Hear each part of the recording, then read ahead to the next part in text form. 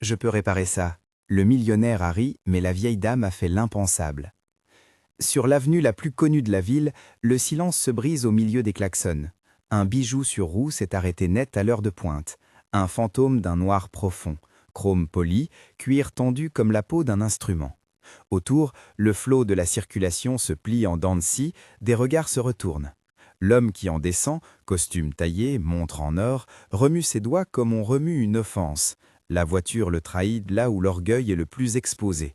Il rit, d'un rire sec comme un journal qu'on froisse, les passants chuchotent, quelques téléphones s'élèvent déjà.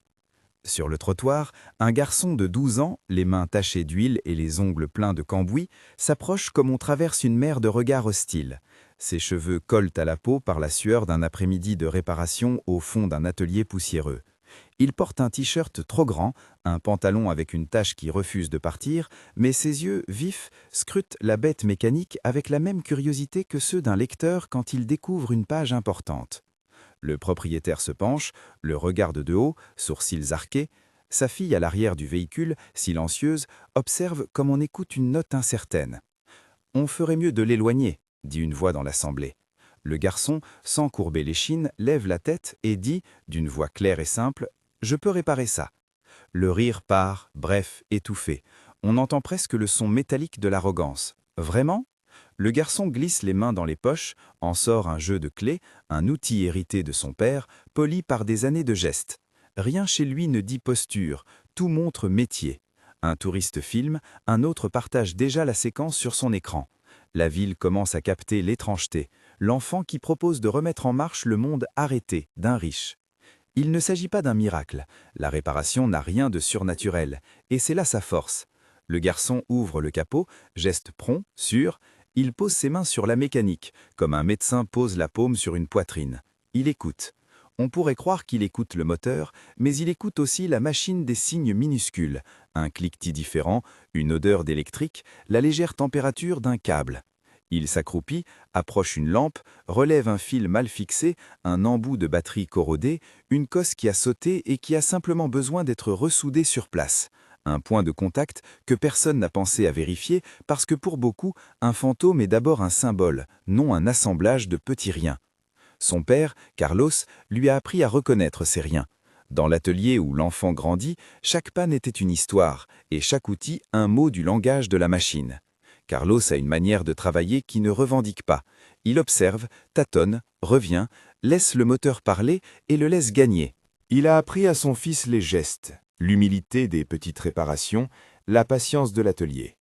Aujourd'hui, la compétence de Gabriel est une somme de répétitions, une cartographie des erreurs et des solutions accumulées dans des paquets d'heures sans glamour.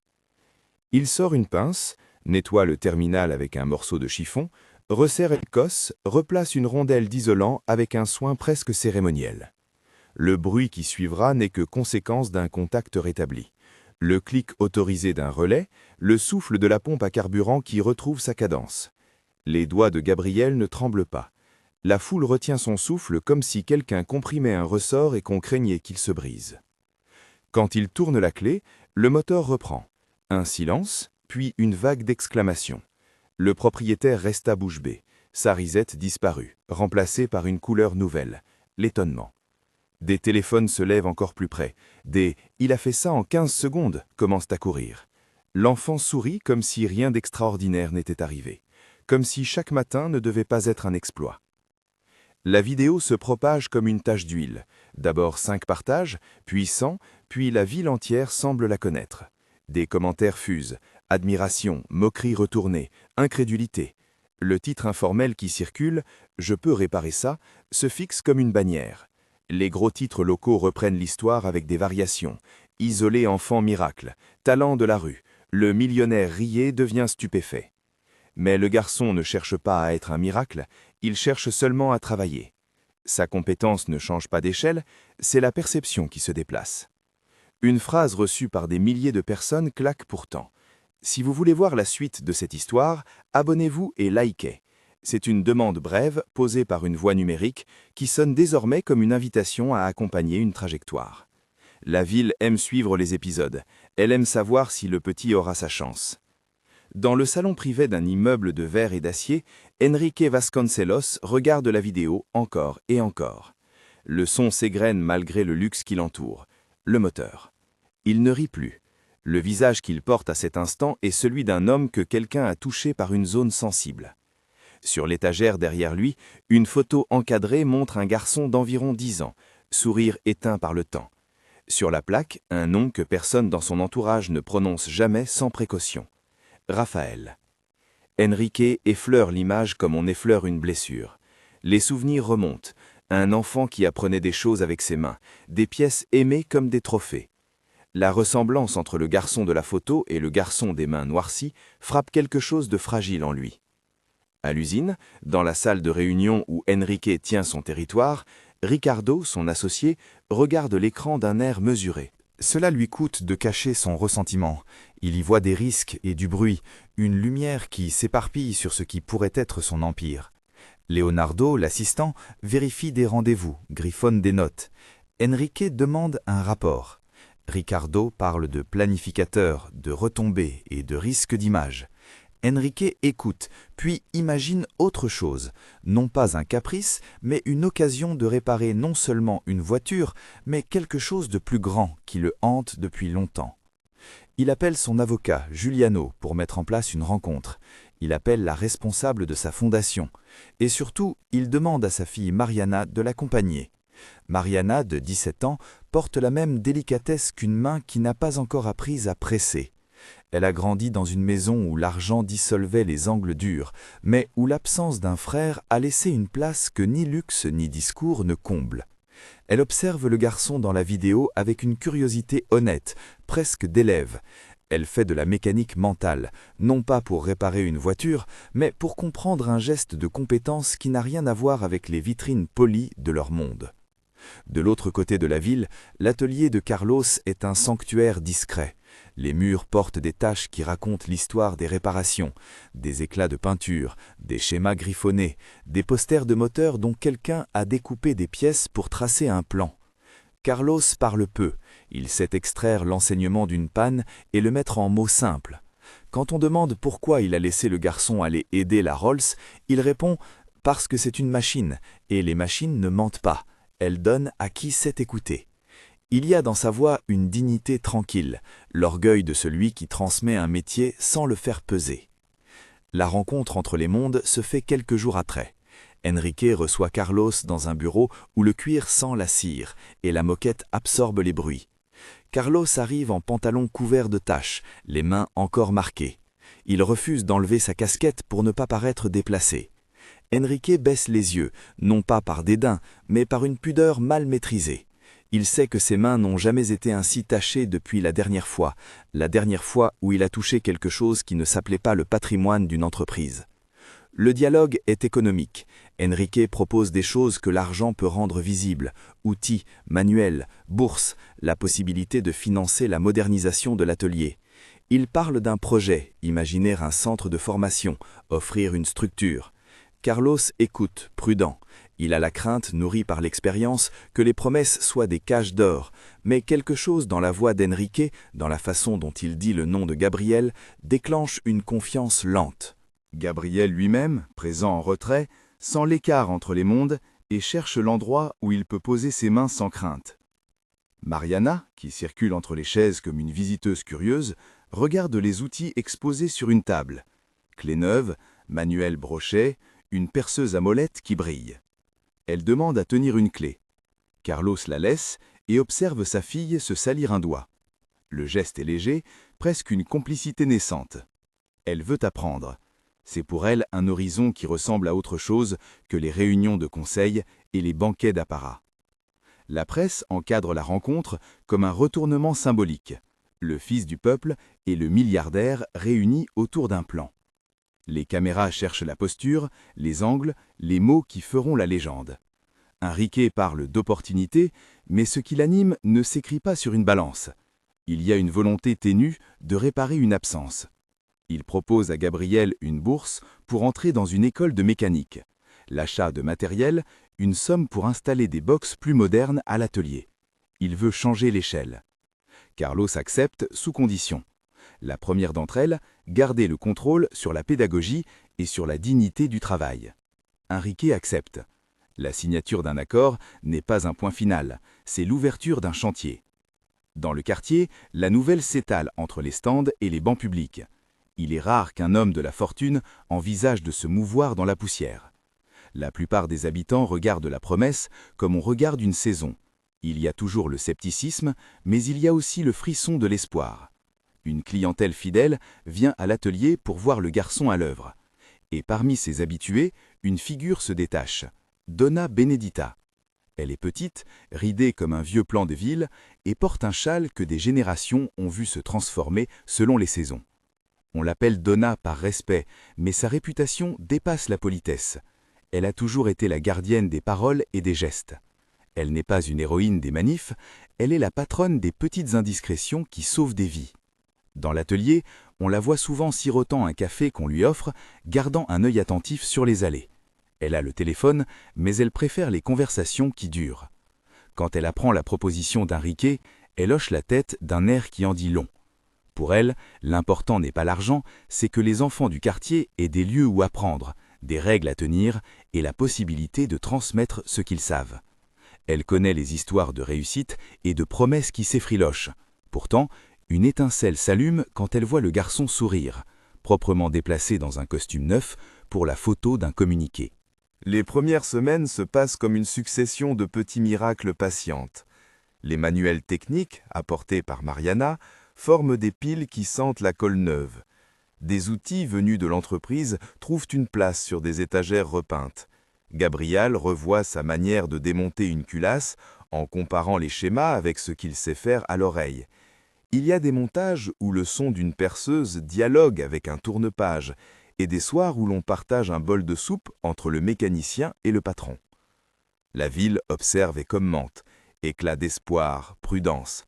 Les réseaux sociaux montrent des images de Mariana portant des gants pour la première fois, sourcils froncés, découvrant la friction entre métal et main. Les spectateurs aiment voir la métamorphose d'une héritière qui entre dans un monde qu'elle n'avait jamais foulé. Tout ceci attire aussi des regards moins innocents. Ricardo, qui a toujours mesuré la valeur des choses en parts et en risques, replie ses notes et s'éloigne.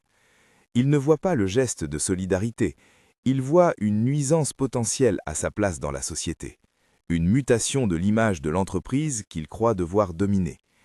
Il commence à rassembler des dossiers, non pas pour intérêt pour la formation, mais pour verrouiller ses marges.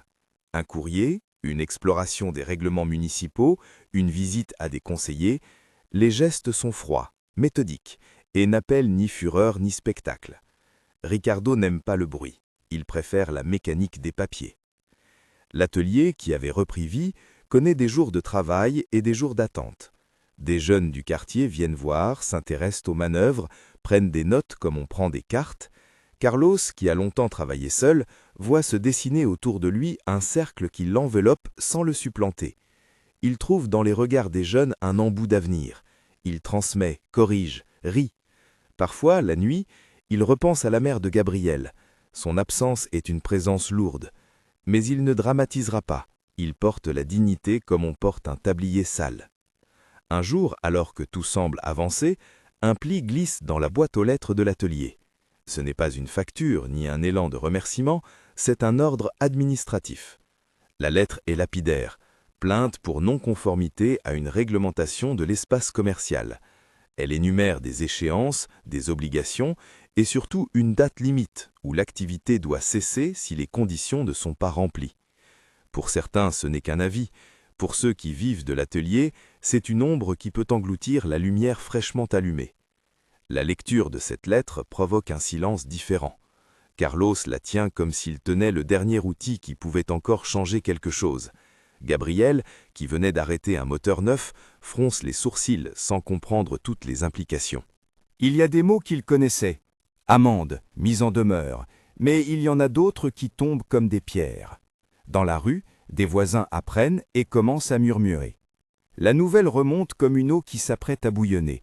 Quelque part, une main a posé le quotidien sur une balance technique et a trouvé un motif pour le bouger.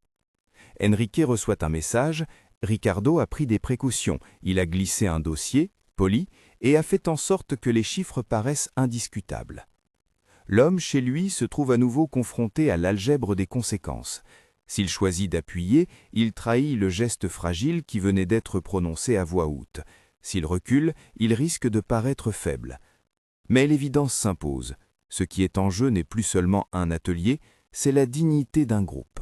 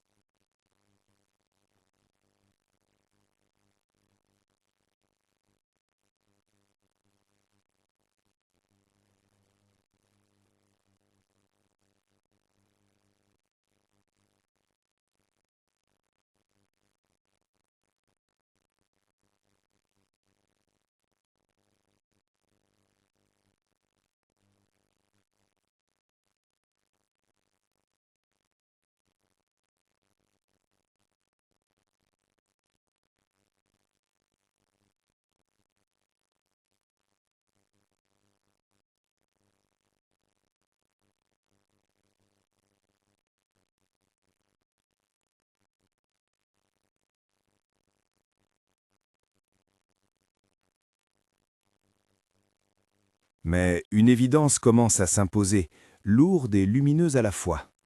Si l'on veut que les petites mains continuent d'apprendre, il faudra autre chose que des promesses polies. Il faudra du courage, des voix, et peut-être l'acte impensable d'une vieille dame qui n'a jamais eu besoin de parler en public. Sa réputation de gardienne pourrait devenir l'étincelle qui rallume la braise. Les caméras tremblent d'anticipation. La ville, de son côté, émet un souffle contenu. Et tandis que le jour tombe, les phares de la Rolls reflètent dans une fenêtre d'atelier, comme si l'objet de toute cette agitation n'était qu'une surface réfléchissante montrant des vies prêtes à changer. Le prochain geste déterminera qui aura le dernier mot, la bureaucratie qui s'organise ou la communauté qui se rassemble. La lettre collée à la vitre de l'atelier devient en quelques heures l'objet d'un déplacement d'air. Les visages se succèdent, se penchent, discutent à voix basse. On y lit la date limite, on calcule, on tente d'imaginer combien d'heures de travail il faudrait pour répondre à la mise en demeure. On parle d'avocats, de formulaires, de certificats manquants. Pour quelques-uns, c'est un obstacle administratif, pour d'autres, c'est une menace réelle qui pourrait broyer des années de patience. Carlos reste droit, la main serrée sur le papier, comme on s'accroche à un outil.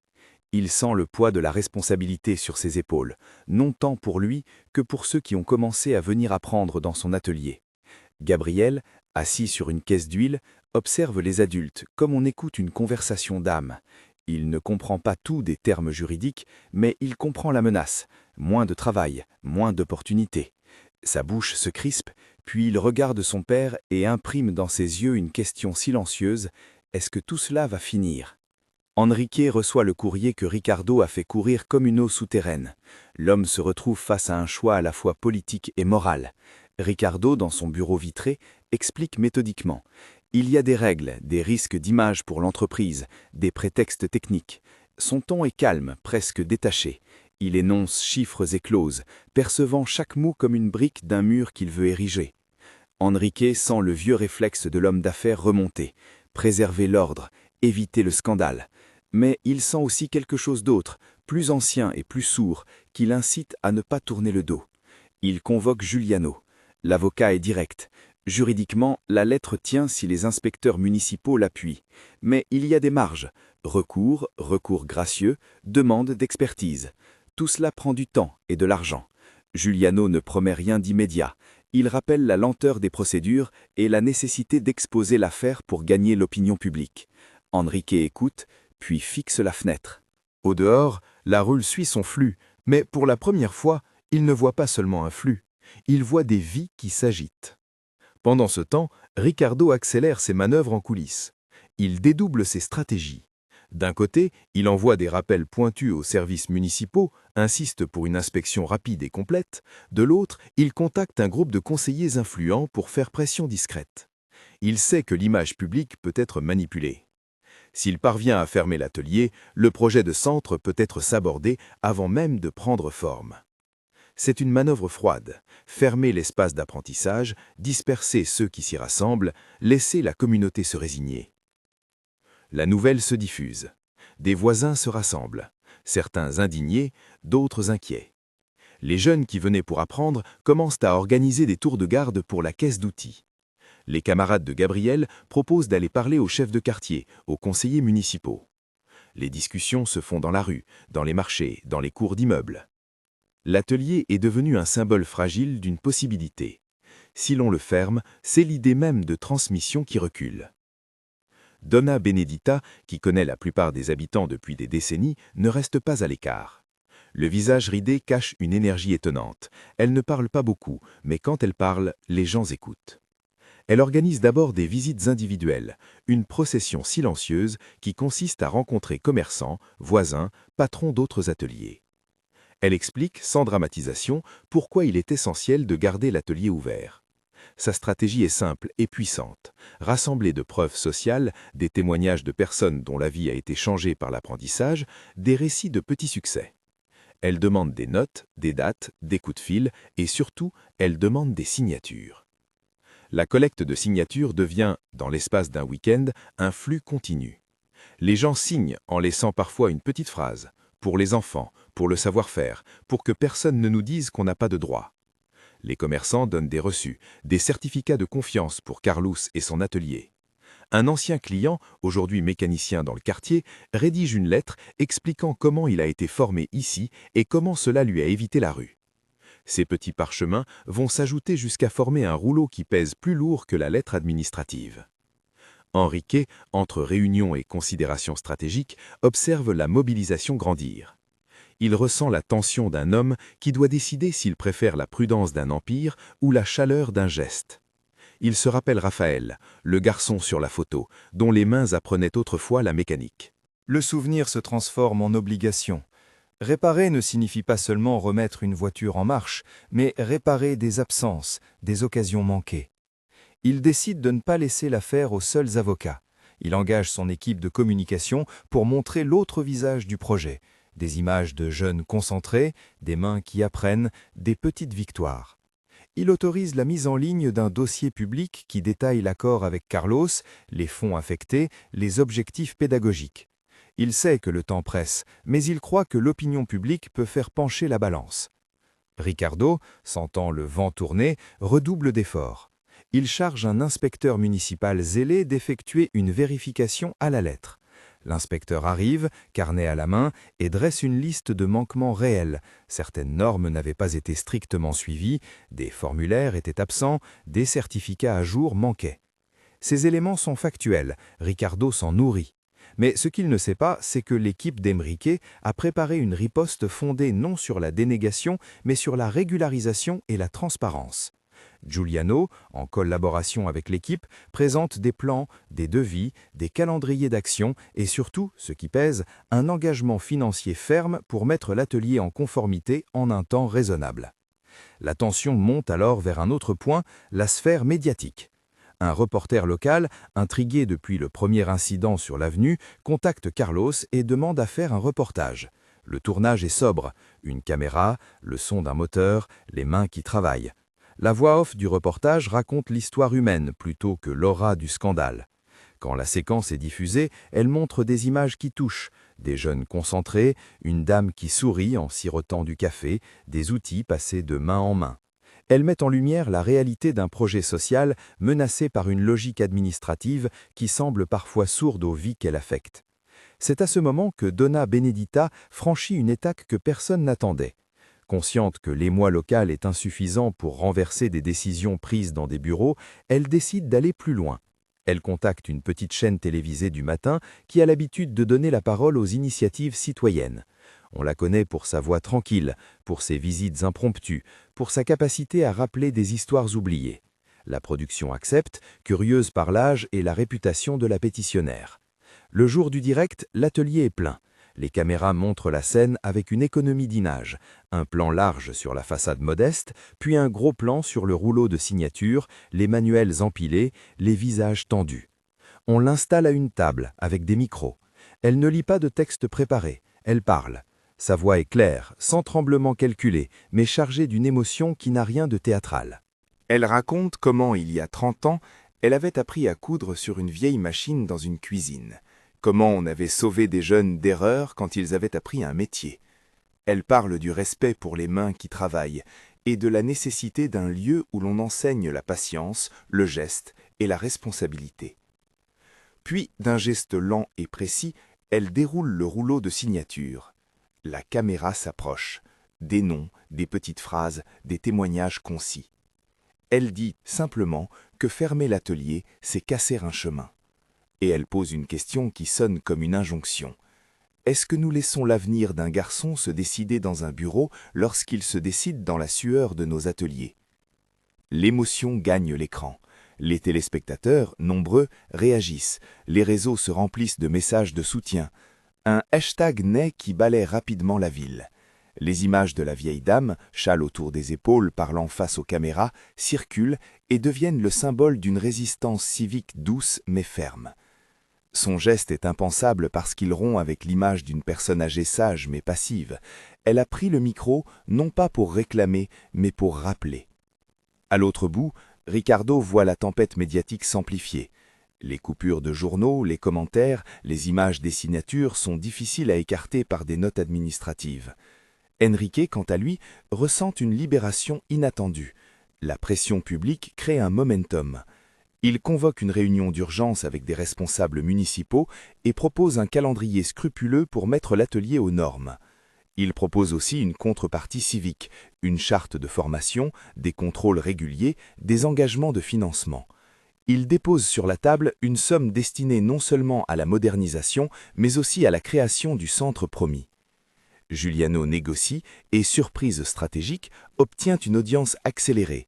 La mairie accepte de présenter la question devant une commission si l'on démontre un consensus public suffisant et un plan de mise en conformité. L'audience est fixée en fonction de la pression médiatique et de l'évidence d'un soutien populaire. Ricardo fulmine.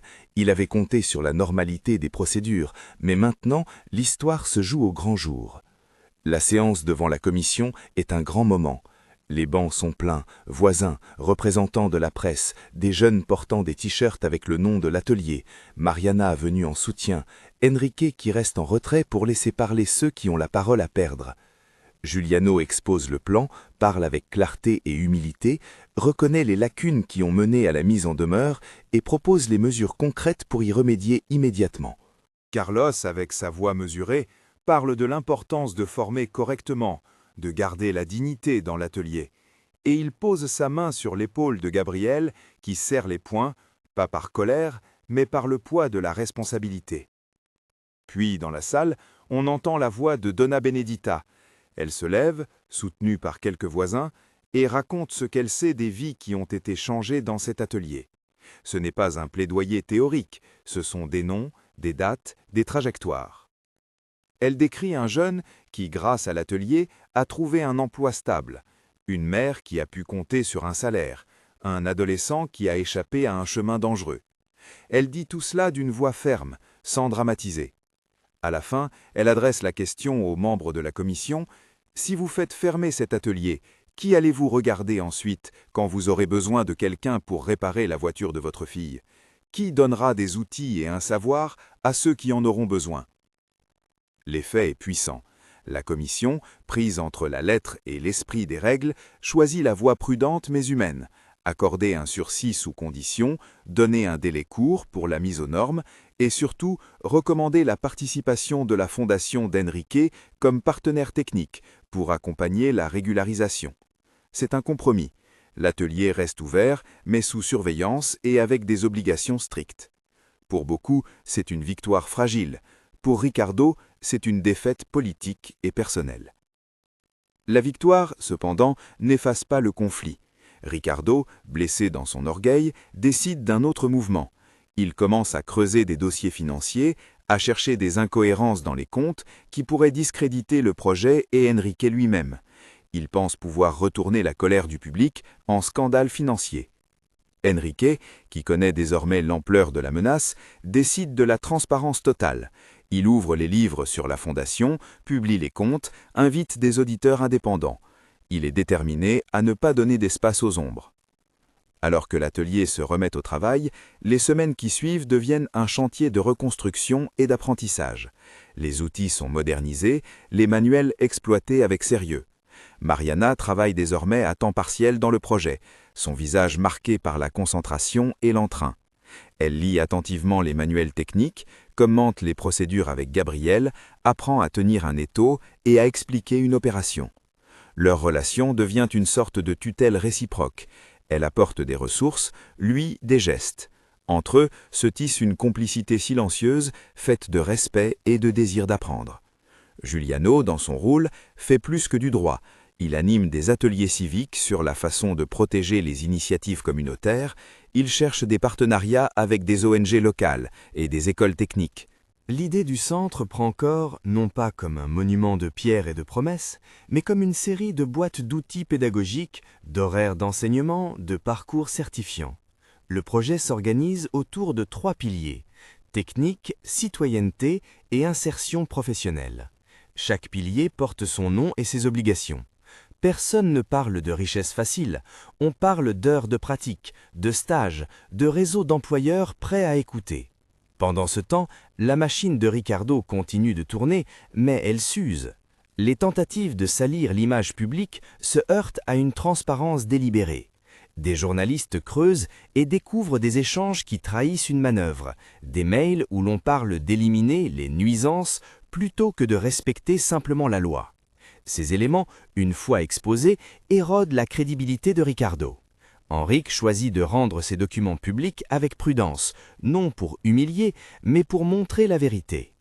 La vérité publique agit comme un levier. Les dirigeants de l'entreprise, inquiets de la réputation, décident d'intervenir. Un conseil extraordinaire est convoqué. Là encore, la reconstruction du lien social joue. Henrique, devant ses pairs, ne se défend pas avec orgueil. Il parle de responsabilité et d'apprentissage.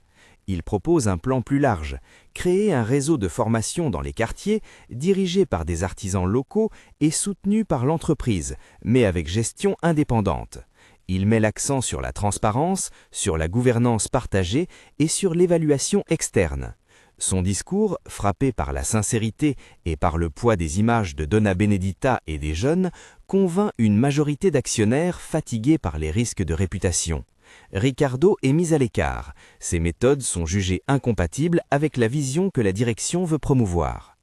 La sanction n'est pas une humiliation publique pleine de vengeance, c'est un repositionnement administratif. Ricardo se voit proposer un départ accompagné, un retrait progressif. La justice, qui a été saisie dans plusieurs points, engage des enquêtes sur les irrégularités découvertes, mais ces procédures suivent leur cours normal. L'essentiel est que l'on ait reconnu publiquement et institutionnellement la valeur du projet et la nécessité de le protéger. Le jour où l'atelier est officiellement autorisé à continuer, avec un plan de mise à niveau validé, la rue explose en applaudissements. Ce n'est pas la victoire d'un homme seul, mais le résultat d'une somme d'efforts, signatures, témoignages, travail juridique et volonté politique. On organise une petite cérémonie, sobre mais symbolique. On enlève la lettre qui avait été collée à la vitre et on la remplace par un panneau plus modeste. Atelier de formation ouvert pour la communauté. Marins de toutes sortes se pressent, il y a des larmes, des accolades, des silences d'appréciation. Henrique, debout à l'écart, sent une sorte de paix lui revenir, non pas la paix facile des comptes qui s'équilibrent, mais la paix lourde et vivante d'un homme qui a choisi de réparer plutôt que de subir l'orgueil. Mais l'histoire ne s'arrête pas à la réouverture. Henrique tient sa promesse et accélère le projet du centre de formation. Des architectes solidaires dessinent un plan modeste, adapté aux contraintes du quartier. Les jeunes sont consultés, Mariana coordonne la partie pédagogique initiale et Giuliano s'occupe de la gouvernance associative. On collecte des fonds, non seulement de la fondation, mais aussi d'entreprises locales et de simples citoyens émus par l'histoire. L'inauguration officielle du centre est une journée de soleil clair.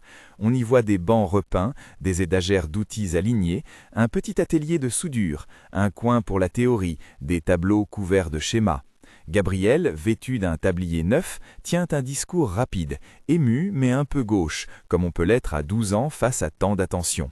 Il remercie son père, remercie Donna Benedicta, remercie Mariana et évoque sans grandiloquence l'idée simple qui a tout déclenché. « Je peux réparer ça ». Les mots qui avaient fait le tour de la ville se trouvent repris dans une phrase qu'il prononce comme une revendication de compétence et la foule se lève en applaudissements. Henrique prend le micro à son tour. Il parle de son fils Raphaël, pas pour susciter la pitié, mais pour expliquer pourquoi il a senti qu'il devait répondre. Il parle de la responsabilité sociale de la fortune et de la nécessité de transformer la culpabilité en action. Il ne promet pas la richesse à quiconque qui passe la porte, il promet des outils, de l'enseignement, des réseaux et l'engagement de son groupe pour soutenir l'insertion. Mariana, à côté de lui, regarde Gabriel et lui offre une petite clé à molette gravée d'une inscription sobre, le symbole d'un accord entre deux mondes. Carlos est honoré par un petit discours improvisé, on lui remet un badge en reconnaissance de son rôle, non pas comme un trophée, mais comme un signe d'autorité pédagogique. Il sera responsable d'un module de transmission des gestes. Il serre la main d'Henrique et leurs regards s'accrochent avec une compréhension nouvelle. Ce n'est pas une réconciliation instantanée d'identité, c'est la reconnaissance qu'un chantier commun peut produire des relations. La vieille dame est célébrée d'une façon modeste mais profonde. On lui remet une chaise ancienne, offerte par le voisin charpentier, sur laquelle elle s'assoit comme la reine d'une petite république. On lui dédie, dans un coin sobre du centre, une plaque qui dit « Pour ceux qui, par la parole, enseignent le courage ». Elle sourit, embarrassée mais contente. Sa main cherche la main de Gabriel, la serre comme pour sceller un pacte silencieux. Les années passent. Le montage épilogue s'étire doucement, montrant des images successives. Des adolescents qui entrent dans le centre, l'un d'eux devenu professeur adjoint, une classe qui répare un moteur dans un silence concentré, Mariana qui enseigne une séance sur la lecture d'un schéma, Enrique qui revient parfois pour parler aux élèves de la gestion d'un atelier, et Donna Benedita, vieillissant encore mais toujours présente lors des inaugurations, chaque fois moins au micro, plus dans l'ombre encourageante. Gabriel grandit, il devient un jeune homme qui inspire par son calme et sa habileté. À 19 ans, il reçoit un certificat de qualification et une proposition d'emploi dans une entreprise partenaire. Mais il choisit d'abord de rester pour enseigner 1 an de plus, comme on rend un enseignement reçu. Il aime l'idée que les outils qu'il a reçus puissent servir à d'autres mains. Carlos, qui n'a jamais cherché la lumière, la trouve dans la satisfaction d'avoir contribué à un cercle qui tourne. Enrique, lui, change sans drame. La blessure de la perte de Raphaël continue de vivre en lui. Parfois elle revient, parfois elle se transforme en force tranquille, qui le pousse vers des initiatives concrètes. Il ne se rend pas miraculeusement, il apprend à écouter, à engager des dialogues, à accepter que la richesse implique des devoirs. Il investit, mais il accepte aussi des comptes rendus publics, des audits, des retours de la communauté. Sa transformation n'efface ni les contradictions, ni les erreurs passées, mais elle les intègre dans un projet qui cherche à réparer plutôt qu'à imposer. Ricardo s'efface progressivement du tableau.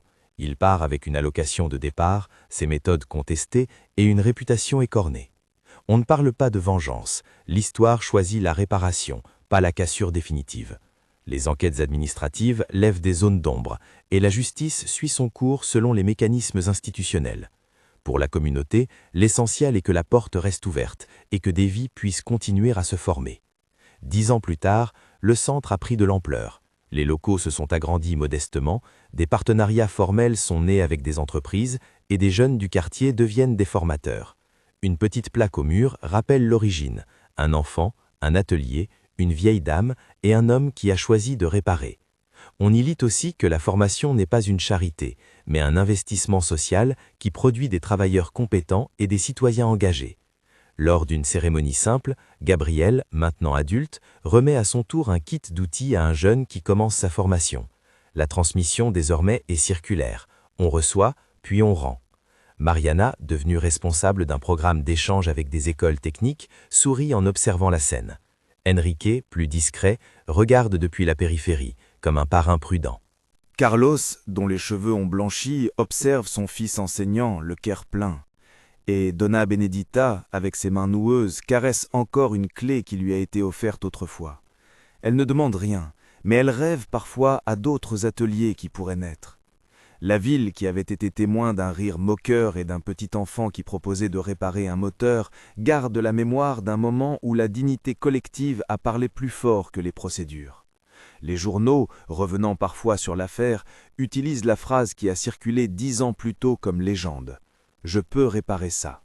On la cite non pas comme une promesse de miracle, mais comme la revendication d'un droit à apprendre et à être reconnu. Le véritable impensable n'a pas été que la vieille dame ait parlé à la télévision. L'impensable a été que sa parole ait trouvé dans la ville une résonance qui a transformé un geste intime en politique du commun. Elle avait fait ce geste parce qu'elle savait la valeur d'un lieu et parce qu'elle savait que l'action humaine, souvent discrète, peut devenir révolte douce et efficace. La clé remise par Mariana à Gabriel, la même que celui qui a été donné lors de l'inauguration, est aujourd'hui accrochée à une planche dans le centre. Elle porte une inscription simple, gravée par un artisan du quartier. Transmettre. Les outils sont usés par l'usage, non par l'abandon. Les mains qui les prennent savent qu'elles travaillent pour une chose plus grande que leurs propres intérêts. Et dans le cœur de ceux qui ont vécu l'épreuve, il reste une leçon. Le savoir-faire, la volonté de réparer et la solidarité forment une chaîne qui peut tenir face à l'arrogance et à la bureaucratie. Le changement n'est pas instantané, il est fait d'heures répétées, d'erreurs acceptées et d'engagements tenus. Les héros ne sont pas des figures mythiques, ce sont des voisins, des pères, des filles curieuses, des vieilles dames qui acceptent de parler, des avocats patients. C'est tout un quartier qui, par ses petites décisions, construit un avenir. Si cette histoire vous a touché, partagez-la pour que d'autres projets locaux reçoivent le soutien dont ils ont besoin. Que l'exemple de ces mains usées mais fières serve à rappeler que parfois, pour réparer ce qui est cassé, il suffit d'une phrase simple, d'un courage humble et d'une vieille dame qui, sans fracas, décide que parler vaut mieux que se taire.